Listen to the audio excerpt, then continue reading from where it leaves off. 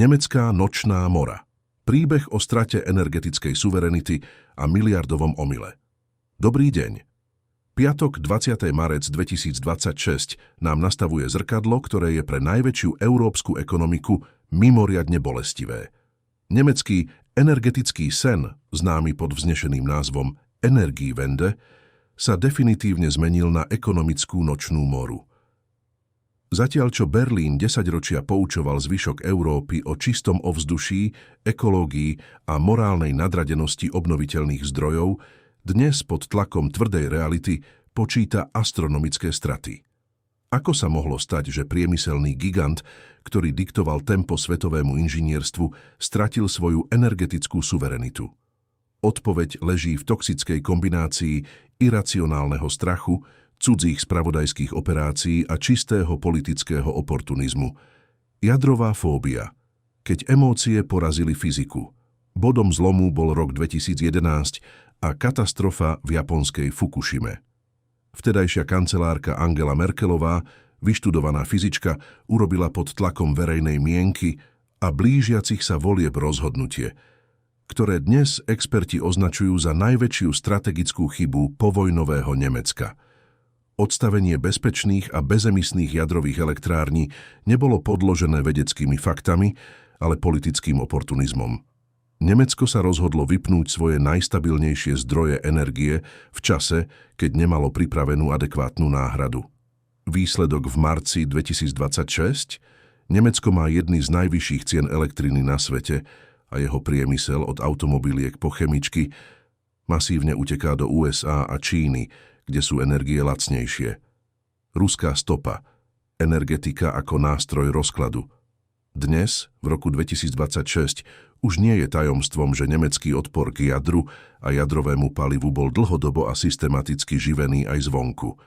Spravodajské analýzy potvrdzujú, že ruské operácie masívne podporovali environmentálne hnutia v Nemecku, ktoré bojovali proti jadru a uhliu, pričom jedinou alternatívou mal byť ho čistý a lacný ruský zemný plyn. Nemecko sa vedome stalo rukojemníkom plynovodov Nord Stream. Stratégia bola jednoduchá: zničiť nemeckú energetickú nezávislosť a urobiť z Berlína spojenca Moskvy cez plynovú pupočnú šnúru. Keď sa táto šnúra v roku 2022 pretrhla, Nemecko zostalo nahé. Bez jadra, bez lacného plynu a s nestabilnými veterníkmi, ktoré nedokážu utiahnuť ťažký priemysel počas bezveterných dní. Miliardové straty a priznania lídrov. Dnes nemeckí lídri v kuloároch priznávajú to, čo kritici hovorili roky. Náklady na transformáciu energetiky presiahli 1 bilión eur a napriek tomu Nemecko neplní svoje klimatické ciele tak efektívne ako jadrové Francúzsko. Aby Berlín zabránil úplnému blackoutu, musel v uplynulých rokoch opätovne spustiť najšpinavšie uholné elektrárne a dovážať elektrinu z francúzskych jadrových reaktorov, ktorými predtým pohrdal. Ironicky, Nemecko dnes platí miliardy eur za špinavú energiu zo zahraničia, aby zachránilo ilúziu o svojej čistej domácej politike. Je to ekonomický paradox, ktorý nemá v modernej histórii obdobu. Cesta späť? Podľa expertov nemožná. Často sa ozývajú hlasy, že Nemecko by malo jednoducho opäť zapnúť svoje reaktory.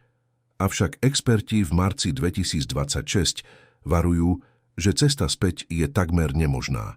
Technologické zázemie bolo zdemontované, odborníci odišli do dôchodku alebo do zahraničia a legislatívny proces na opätovné licencovanie by trval 10 ročia. Nemecko prešlo bodom, z ktorého niet návratu. Z krajiny, ktorá mala byť vzorom energetickej transformácie, sa stal odstrašujúci príklad pre štáty ako Slovensko, Česko či Poľsko.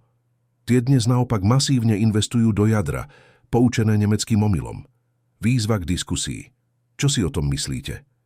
Nemecký energetický pád je lekciou pre nás všetkých. Rád by som poznal váš názor. Malo by Slovensko a Česko pokračovať v budovaní nových jadrových blokov, aj keby nás Brusel či Berlín opäť začali poučovať o zelených alternatívach?